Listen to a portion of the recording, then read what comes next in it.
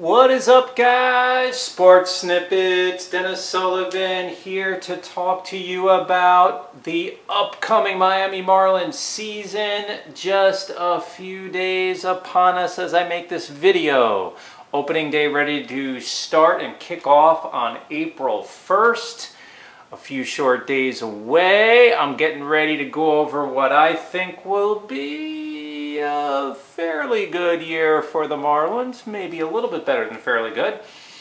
And maybe even a lot better than that. Who knows? Sometimes we just got to go in there, see what happens, and things work out. If you do like the content of this particular video, don't forget to go ahead and hit that thumbs up button. It would be very much appreciated, because it certainly does help out the channel. And go ahead and subscribe too, as well, to Sports Snippets with Dennis Sullivan. I got the snippets board right behind me. We're going to go talk about the finer points. Going to analyze this the best I can. Let's go.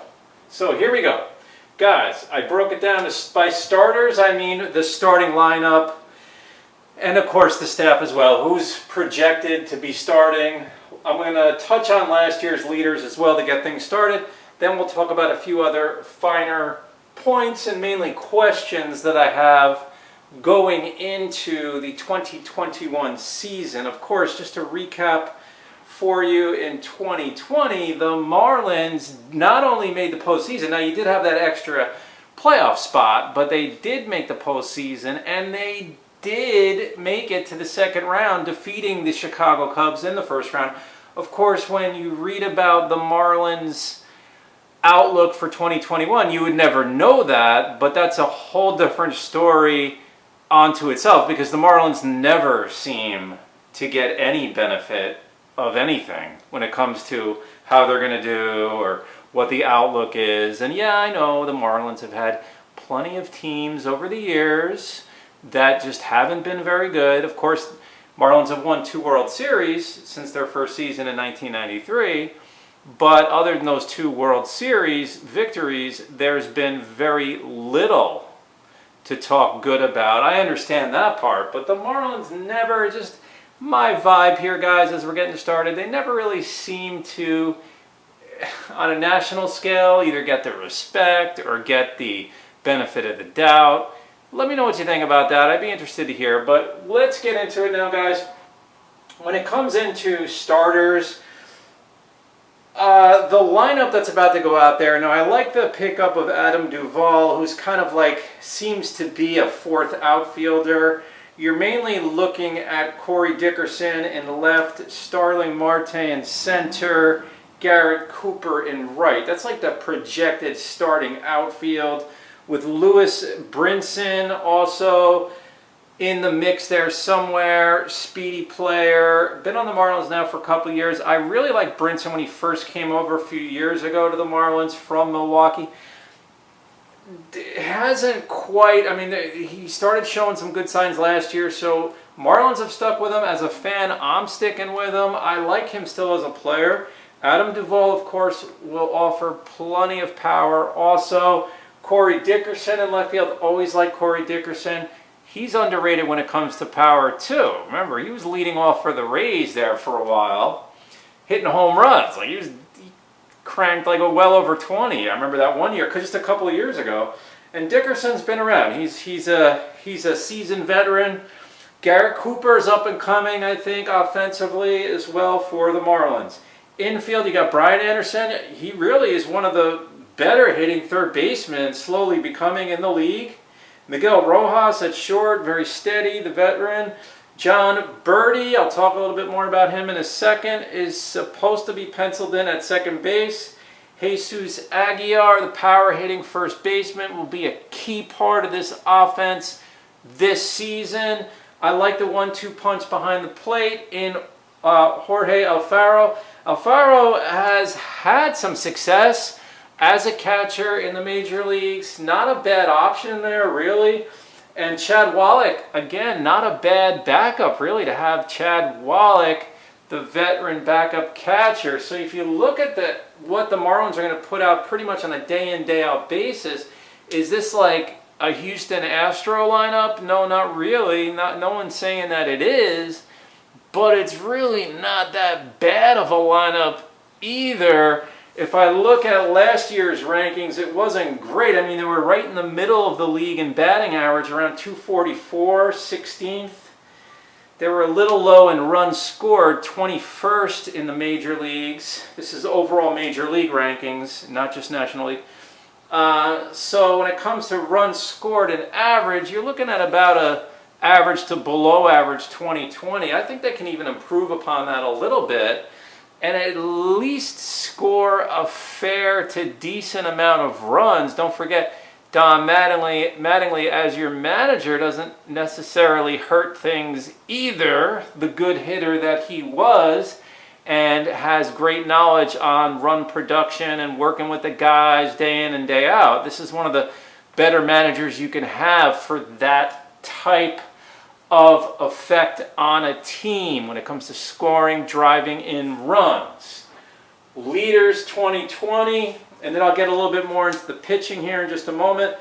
We had a couple of players last year that, obviously it was an abbreviated season, but they had pretty good years, guys. Like Miguel Rojas, he hit 304, 4 homers, 20 RBIs. Garrett Cooper, who's going to be key this year for the Marlins, 283, 6 homers, 20 RBIs.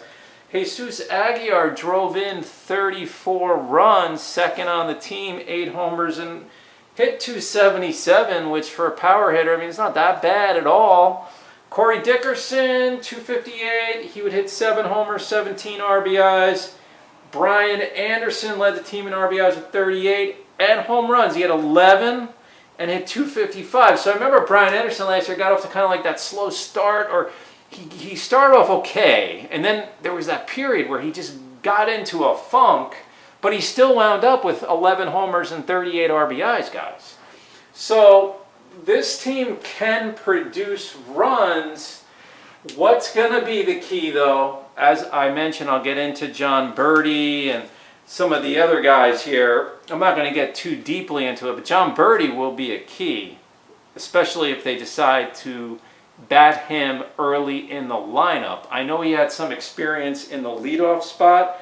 Not sure how that's going to pan out as we start the season on Thursday.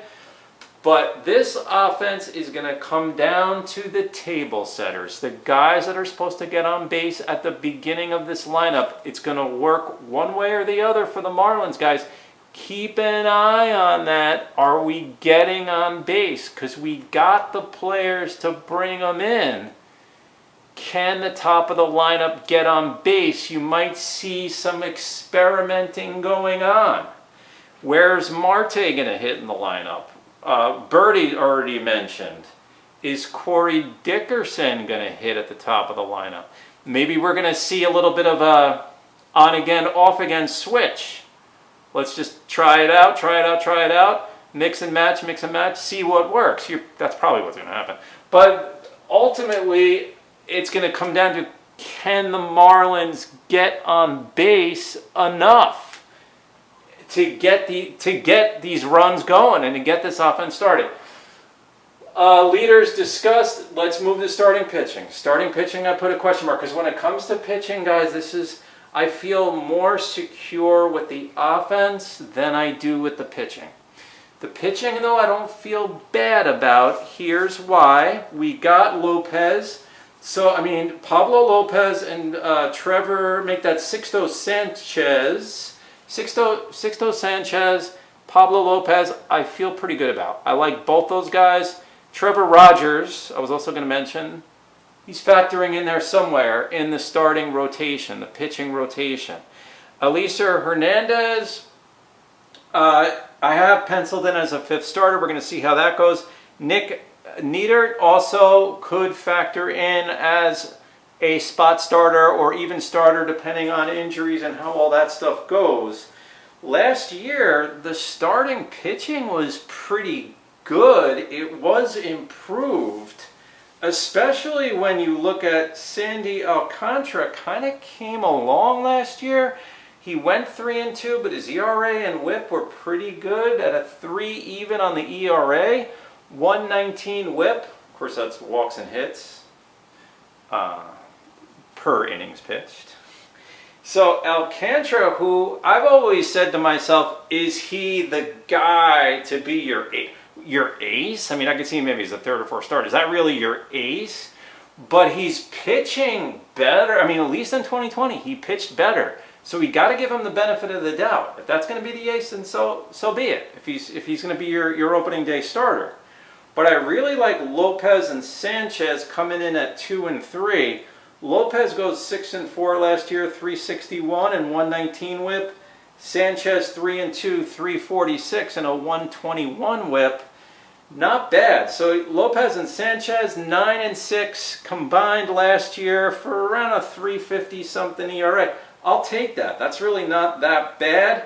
Hernandez, though, he won a game. He was 1-0, didn't start much. 316 ERA, had a good whip of 101. But we'll see how he does with a larger body of work. So the starting pitching question mark, yeah, I question the depth. I mean, when we go deep into that rotation, what's going to happen once you get past maybe a Hernandez as a fourth starter? What's going to happen after that? I mean, so the Marlins really should be looking into possibly getting a quality starter at some point to add to this rotation. Pen, bullpen. Let's talk real quick. 5th worst in Major League Baseball last year. 3rd worst in National League last year. Some names are added. No big names jump out at us this year. Really, no big names. But a lot of depth. I'm seeing a lot on that roster, a lot coming out. Anthony Bass is penciled in to be the closer to start the season. Anthony Bass has pitched well in the spring, so he's had a good spring training. He's going to be so vital for this bullpen. It's not even funny. If he gets off to a good start, guys, this could be a big boost to the Marlins season. Anthony Bass is your closer. Yimi Garcia is your main setup man. I'm okay with that. I like Garcia in the setup role. Dylan, now the rest of it is, again, I'm just going to go through a few names. Nothing really jumps out at you like, wow, that's awesome. But at the same time, you got some good depth in guys like Dylan Floro, John Curtis, Richard Bieber, James Hoyt. I mean, they're going to be able to mix and match out of the bullpen, bring guys in, bring in some righties, lefties, what's needed at that time. I think the Marlins are decent in the bullpen area. Of course, they weren't decent last year. They were below average. They were bordering on poor. I think I'm seeing a little bit of an improvement in the bullpen heading into this season. So, guys, what does all this mean? Right? What does all this mean? Next means how we start the season. I'm going to get into that in a second as I close out this video. But, guys, the team should be able to score at least a fair amount of runs. It's going to come down to, as you get deeper into the starting rotation, and what's going to be the cumulative result of this bullpen. What are they going to produce day in, day out? Can they be counted on this year? The bullpen for the Marlins is going to be so vital. So vital. Because I think we score enough to at least keep us in games or even get us leads in games, many of these games, to get us that far. In other words, I think we're heading into a lot of these games, 5th, 6th, 7th inning, either tied or maybe even have a lead, or if we don't have a lead and aren't tied, we're in the game. We're in the game. So the bullpen is absolutely vital, and the starting pitching depth would like to see us get another quality starter. Here's the start of the year, guys. Not an easy one. Here's how the season starts. 6 games at home to start the year, 3 against Tampa. Not easy. The American League champion, Tampa Bay Rays. 3 home against the St. Louis Cardinals. Those are your first 6 games. Next 7 then, and then we'll close the video out. Then you go at New York. You go to New York, play the Mets for 3. That won't be easy. And then you go to Atlanta to play 4. That won't be easy at all. The Braves were a game away from a World Series appearance. So that's how we start. Tampa, St. Louis at home, at the Mets, at Atlanta. You're in a very competitive division with the Mets, the Phillies, the Nationals, and the Braves. From top to bottom, that's one of the more competitive divisions. Keep that in mind. So guys, leave me some comments. Let's talk some baseball. Season is about here as I put this video together. Let's go Marlins. Let's see what happens. Well, we're going to talk a lot about the Marlins this year, so be ready and we'll talk again soon. Bye for now.